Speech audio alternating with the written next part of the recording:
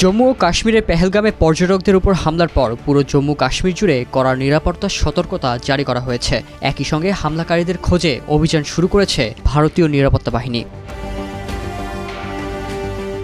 এর মধ্যে সীমান্তে ভারত ও পাকিস্তানের সেনাদের মধ্যে গোলাগুলির ঘটনাও ঘটেছে। ২৪ এপ্রিল রাতে কাশ্মীরের নিয়ন্ত্রণ রেখা বরাবর এই গোলাগুলি হয়। এই উত্তপ্ত পরিস্থিতি প্রসঙ্গে পাকিস্তানের প্রতিরক্ষা মন্ত্রী খাজা মোহাম্মদ আসিফ হুঁশিয়ারি দিয়ে বলেছেন, দুইটি পারমাণবিক শক্তিধর দেশের মধ্যে সংঘর্ষ সর্বদা উদ্বেগের কারণ। পরিস্থিতির অবনতি ঘটলে এর পরিণতি অত্যন্ত দুঃখজনক হতে পারে।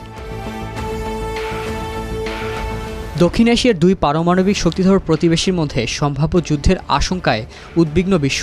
স্কাই নিউজকে দেয়া সাক্ষাৎকারে খাজা আসিফ বলেন, ভারতের অবৈধভাবে অধিকৃত জম্মু ও কাশ্মীরে মারাত্মক গোলাগুলির কারণে দুই দেশের মধ্যে উত্তেজনা সর্বাত্মক যুদ্ধে পরিণত হতে পারে।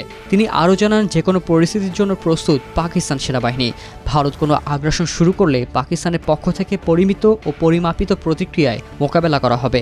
সর্বাত্মক আক্রমণ হলে পাকিস্তানের প্রতিক্রিয়াও হবে সর্বাত্মক যুদ্ধের মতো।